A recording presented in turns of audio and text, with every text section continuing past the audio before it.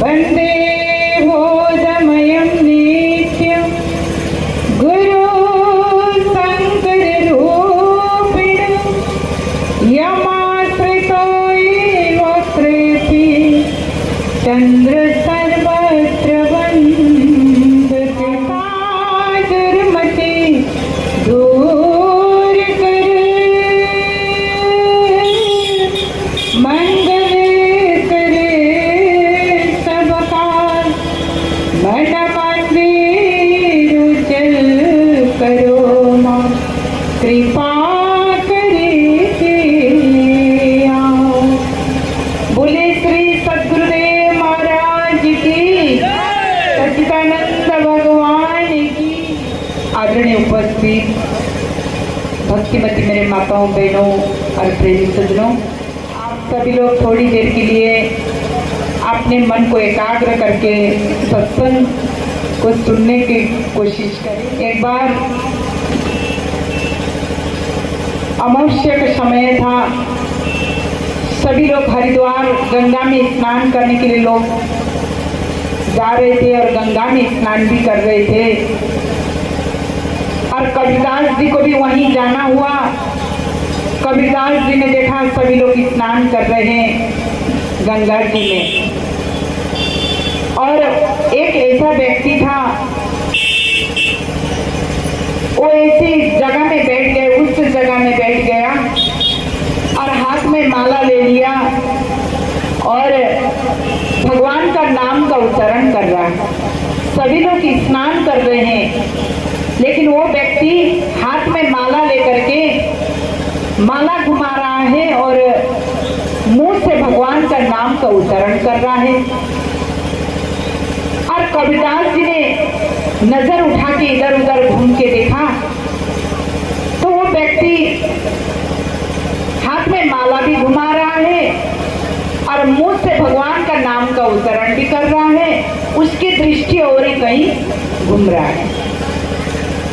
तो कबीरदास जी ने वहीं पर एक दोहे बनाया, माला तो कर में फिरे जीव फिरे घुमाई, मनो तो दसों दिस फिरे ये तो तेरा भक्ति नहीं। कबीरदास जी कहते हैं उस व्यक्ति को धिक्कारते हुए कहते हैं, देख सभी लोग अमावस्या का स्नान कर रहे हैं गंगा जी में और तू माला घुमा रहा है, मुंह से भगवान का नाम का उच्चारण कर रहा है और तेरी दृष्टि और कहीं है, तेरा मन कौन दिशा घूम रहा है। क्या ये तेरा भक्ति है? आज हमारा भी यही हालत है। हम सत्संग में बैठते हैं, कथा सुनने के लिए भी जाते हैं, लेकिन हमारा शरीर तो बैठ जाता है, मन हमारा संसार में भागता रहता है और हमारे दृष्टि और कहीं घूमता रहता है। हम कहीं और देखते रहते हैं, कौन आ रहे हैं, कौन जा रहे हैं, ये सारे हम देखते हैं और हमारा मन कहीं और ही घूम रहा है। तो फिर सत्संग सुनने का क्या लाभ होगा? फिर हम अपने जीवन को जो बदलाव, हमारे अपने जीवन की जो बदलाव हम कैसे कर पाएंगे? आप ही बताइए। सत्संग जब सुनते हैं, सत्संग कोई कान से सुनने की विषय थोड़ी है, कान से सुनने की विषय नहीं है सत्संग। हम शरीर से भी हम बैठे हुए हैं, हम आंख भी देख रहे हैं और कान से सत्संग भी सुन रहे हैं, लेकिन मन स्थिर नहीं हो तो।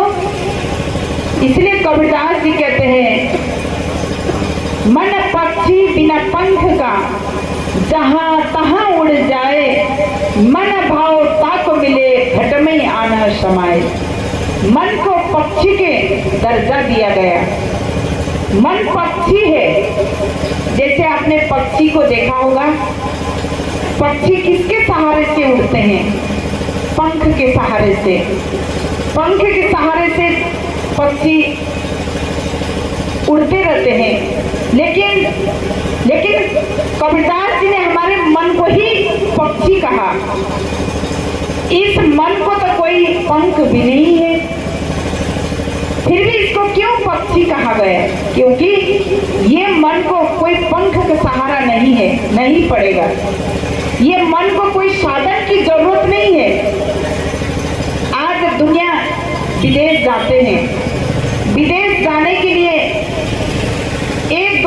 तक तो हमको वीजा बनाने में लगता है, फिर कितनी महीना पासपोर्ट बनाने में टाइम लग जाता है, तब जाकर के व्यक्ति एरोप्लेन में बैठता है, तब जाकर के विदेश में पहुंचता है।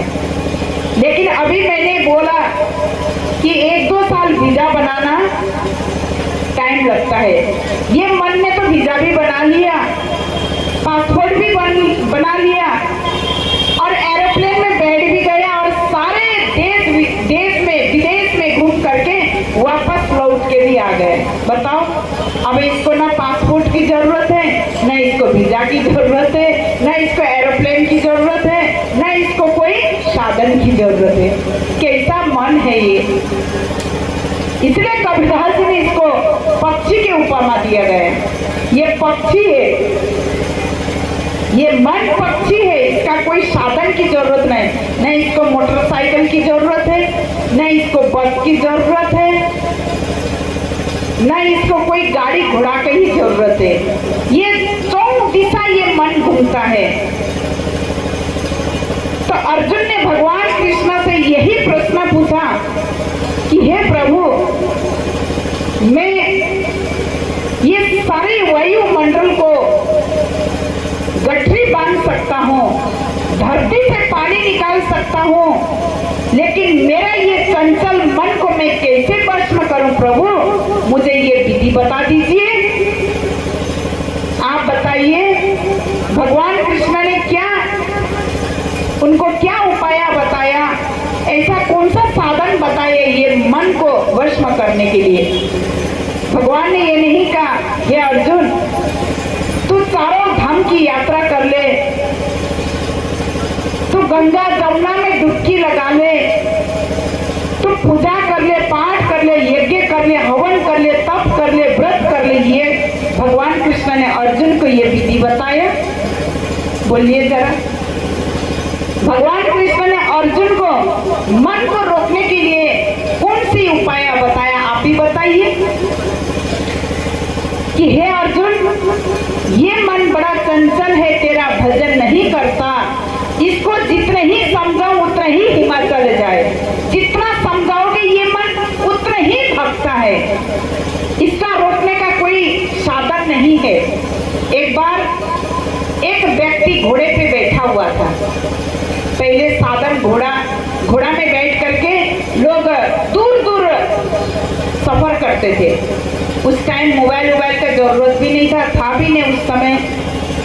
तो वो व्यक्ति घोड़े पे बैठा था और घोड़े में बैठ करके कहीं दूसरे गांव पे जा रहा था, बहुत दूर। जाते जाते अकेले ही था, उसको झपकी आ गई, नींद आ गई। अब घोड़े का जो लगम है उस व्यक्ति के हाथ में था, लेकिन जैसे उसको नींद आई उसके हाथ से लगम छूट गया। अब बिना लगम का घोड़ा कैसे दौड़ेगा, आप ही बताइए। बिना लगम का घोड़ा कैसे दौड़ेगा, वो तो मनमत होगा, मनमर्जी कहीं भी दौड़ेगा। अब वो व्यक्ति को तो जीना मरना एक जैसे हो गया। घोड़ा ऐसे दौड़ा, वो व्यक्ति मरू या जीव है हालत कर दिया घोड़ा ने। अब एक व्यक्ति गेहूं में पानी लगा रहा था, उसने जैसे ही वो उठ के खड़ा होके नजर देखा, उठाया, वो व्यक्ति घोड़े पे बैठा है, लगम हाथ से छूट गया है, घोड़ा मनमत दौड़ रहा है। और जो किसान व्यक्ति जो खेत में पानी दे रहा था, उस व्यक्ति ने चिल्ला के कहा कि भैया तुम कहाँ जा रहे हो, तुम कहाँ जा रहे हो। वो व्यक्ति कहता है मैं नहीं जानता, घोड़ा जहाँ ले जाएगा मैं वहीं जाऊंगा, क्योंकि उसके हाथ में लगम नहीं था।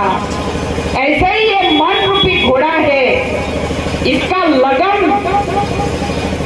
जब तक हम सदगुरु महाराज जी के सानिध्य में जाकर के इसका लगम क्या है, भगवान का परम पिता परमात्मा का नाम है, जब तक हम सदगुरु की सानिध्य प्राप्ति नहीं करेंगे और सदगुरु के सानिध्य में जाकर के उस क्रियात्मक शक्ति का बोध हम नहीं करेंगे, ये मन रूपी घोड़ा तो जहां देखो वहीं भागेगा, ये स्थिर नहीं होगा, क्योंकि इसका लगम है ही नहीं। आज आप साइकिल चलाते हो, साइकिल में तो ब्रेक है, गाड़ी चलाते हो, गाड़ी में भी ब्रेक के, है ना, हर चीज हर साधन है, उसको रोकने के लिए साधन है।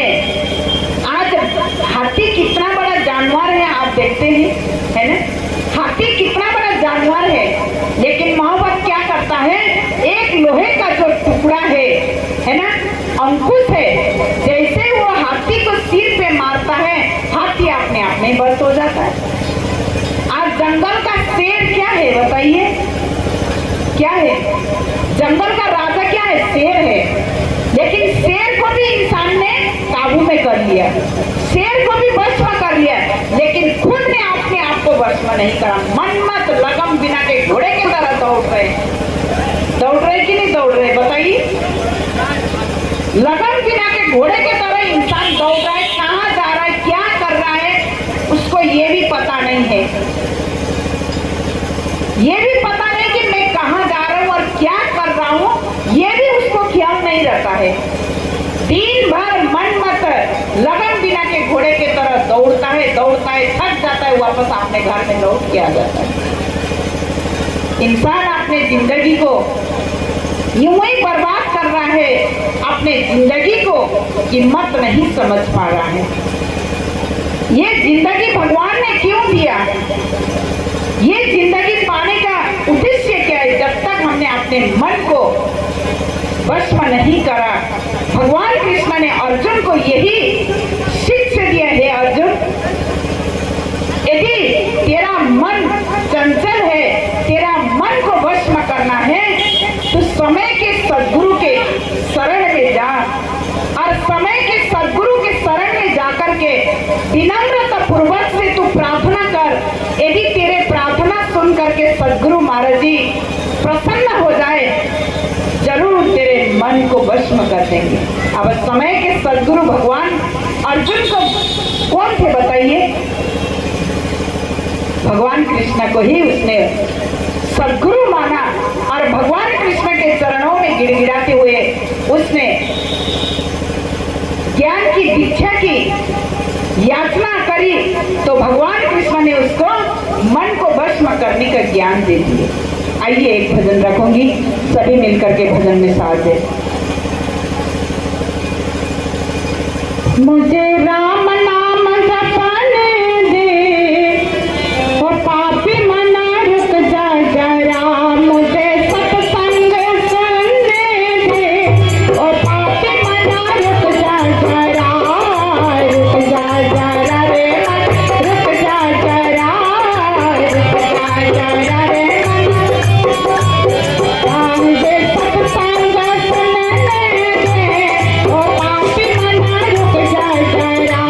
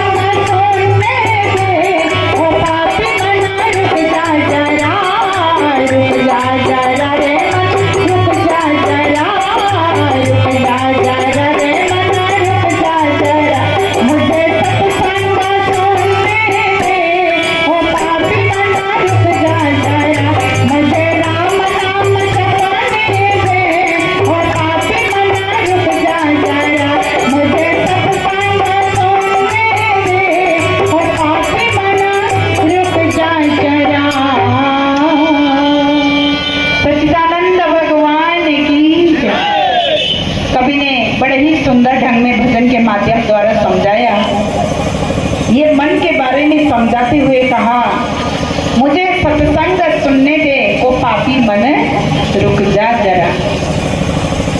ये मन को पहले ही संतों ने समझाया कि ये मन बड़ा चंचल है, तेरा भजन नहीं करता, जितने ही समझो ये उतना ही हिमाचल जाता है, अच्छे जगह में ये मन नहीं लगता है। ये मन जहाँ पर अच्छे से भंडारा हो, जहाँ पर घूमने के लिए कहा, जहाँ पर अच्छे अच्छे कपड़े पहनने के लिए हो, ये मन तत्काल भाग जाता है। लेकिन जहाँ पर आत्मा का कल्याण करने के लिए बोल दो तो ये मन जाता नहीं है। भगवान की भक्ति करना नहीं मानता ये मन, आत्मा का कल्याण करने के लिए यह मन बिल्कुल जाना नहीं मानता है। जितना इसको समझाना चाहते हो उतना ही ये मन भागता है। इसलिए कबीरदास जी कहते हैं, माया मरी ना मन मरा, मर मर गया सारी, माया मरे ना मन मरा, मर मर गया सारी, आशा तृष्णा ना मरा, कहाँ गए दास कबीर भैया, कहाँ गए दास कबीर। संत कहते हैं, माया मरी ना मन मरा, मर मर गया शरीर, आश तृष्णा ना मरा, कहाँ गए दास कबीर। संत कहते हैं, ये इंसान की जो माया है, तृष्णा है, आकांक्ष है, ये कभी मरता नहीं है। आज हमने 100 रुपए कमाया, रात भर नींद नहीं आएगी, कब उस जगह में जाए उसका डबल कमाए, है कि नहीं। मन उसी चीज को ढूंढता रहता है, मन वहीं पर भागता रहता है। इंसान मर जाते हैं तो हम शमशान में ले जाते हैं, और वो मुर्दा चिता में जल रहा है, वहां भी इंसान की इच्छाएं रहती है, वहां भी उसकी आस रहती है। वो मर गया, वो जल रहा है, ऐसा नहीं कि उसका समय आ गया तो वो चला गया, वहां भी उसकी माया, इच्छा, तृष्णा वहां भी जागृत ही रहता है। अरे अभी नहीं मरना था, एक दो दिन हमको कमा के खिला देते तो, है ना। ऐसी इच्छाएं, ऐसी आस वहां भी जागृत रहती है। तो इंसान की ये चीजें कभी खत्म नहीं होता है। तो संत कहते हैं, ये इच्छाओं को खत्म करने के लिए, माया को खत्म करने के लिए, कि हे मानव, अपने मन को वश में करके जब हम उस ज्ञान को प्राप्ति करेंगे, उस शक्ति को हम अपने आप को जानने की कोशिश करेंगे। आज इंसान ने संसार को सबको जान लिया। जैसे आप लोग शादी करके नया नया बहू घर पे लाते हो, तो बहू को सारे रिश्तेदार को परिचय करवाती है, ये तेरा ससुर है, ये तेरा मामा है, ये तेरी, सारी ये मतलब परिचय करवाती है। लेकिन उसने सबको परिचय तो करवाया, लेकिन खुद की परिचय नहीं करवाया, है ना। मैं कौन हूँ, संसार को सबको जान लिया, सबको पहचान लिया, लेकिन हमने खुद को नहीं पहचाना कि मैं कौन हूँ। इस चीज को इंसान ने नहीं जाना। इस चीज को जानने के लिए जीव को सत्संग में आना होगा। सत्संग के द्वारा सदगुरु महाराज जी अपने आप को पहचान करवाते। जब तक हम सत्संग को नहीं सुना, सदगुरु के शरण में नहीं आए, तो जिंदगी हमारा बेकार होगा, जिंदगी पाना सार्थक नहीं होगा।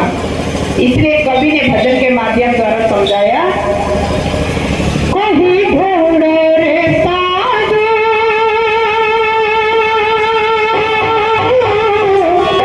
गुरु चरणों का सहारा, कहीं ढूंढ रे साधु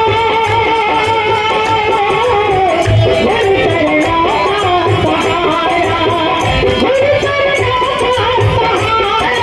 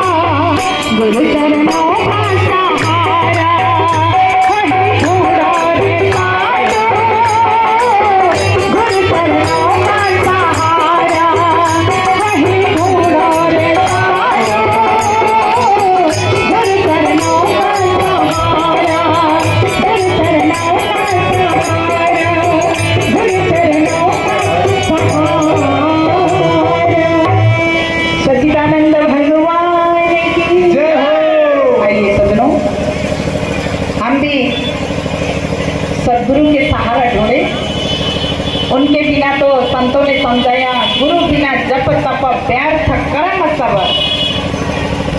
जितना भी हम कर्म कांड करते हैं ये सारा सदगुरु के बिना बेकार बताया। जब सदगुरु महाराज जी कृपा करेंगे, हमको उस ज्ञान की बोध करवाते हैं, तब जाकर के सब सार्थक होगा। इसलिए संतों ने कहा, नान पंथ जगत में निज निज गुण गावे, सबका सार बताकर सदगुरु मार्ग लगावे।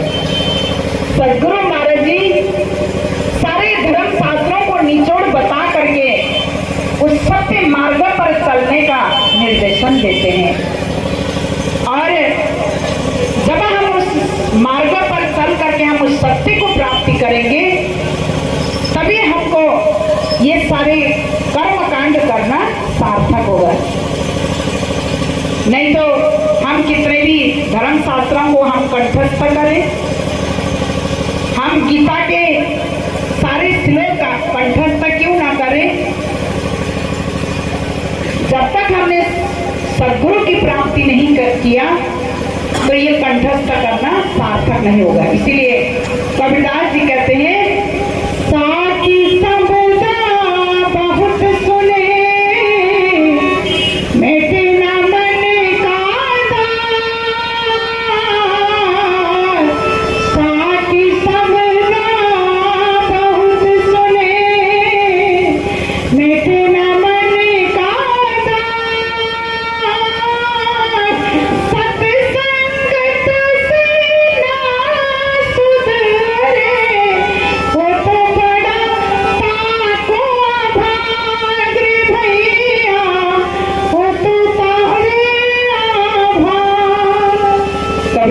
कहते हैं, साकी शब्द बहुत सुने, मेटे ना मन का दाग। सत्संग से ना सुधरे वो जैसे बड़ा, वो जैसे अभाग संसार में कोई है ही नहीं। आप बताइए, आपने कितने भी कंठस्थ करे हो, लेकिन आपके अंदर जो दाग है, दुविधाएं हैं, आपके अंदर अनेक प्रकार के कलमश है, आपके अंदर अनेक प्रकार के प्रश्न के ऊपर प्रश्न उठ रहा है, तो उसको समाधान आप कैसे करोगे? पढ़ तो रहे हो, उसको समाधान करने के लिए तो कोई साधन चाहिए। तो उसको प्रश्न को जो जवाब उठता है, उसको समाधान करने का साधन ही सत्संग है। यदि व्यक्ति सत्संग में आकर के भी उसने अपने कलमश, अपने दुविधाओं को साफ नहीं करा, तो उससे बड़ा अभाग संसार में कोई है ही नहीं। क्योंकि सत्संग में खाली भागवत गीता, रामायण, शिव पुराण ये लेकर के नहीं सुनाते, यहाँ सारे धर्म शास्त्रों की निचोड़ सुनाया जाता है। और ऐसे सत्संग में आकर के भी जीव ने अपने प्रश्न का सवाल, अपने प्रश्न को समाधान नहीं करा, तो वो जैसे मूर्ख और वो जैसे संसार में कोई है ही नहीं बताए। इसीलिए सज्जनों, ये ऐसी सत्संग है, आज हम सभी लोगों को सदगुरु महाराज जी की कृपा से आज मिल रहा है। आइए आप लोग भी, यदि अपने आप को कल्याण करना चाहते हो, अपनी आत्मा को उन्नति करना चाहते हो, तो आइए। आज जितने भी संत हुए इस धरती पर, जितने भी महान पुरुष हुए, उन्होंने भी सदगुरु के शरण में जाकर के उस ज्ञान को प्राप्ति करके अपने आप को, अपने मन को अपने आप में ही काबू करके भजन सुमरन करके आज उन्होंने भक्ति करके उन्होंने आज अपना नाम धर्म शास्त्रों के अंदर ऊंचा करके गए हैं। आज आप देख रहे हो, गुरु महाराज जी के ऊपर जो भगवान राम है, भगवान कृष्ण है, महावीर स्वामी है, नानक बाबा जी है ना, भगवान बुद्ध है, ये जितने भी संत हुए, जितने भी संसार में ये महापुरुष आए, इन्होंने भी सदगुरु को ढूंढा, सदगुरु के सानिध्य में जाना पड़ा, और उन्होंने भी सदगुरु को प्राप्ति करके उस ज्ञान को जाना, और उस ज्ञान को जान करके उन्होंने भी भक्तों को उद्धार करे, उन्होंने भी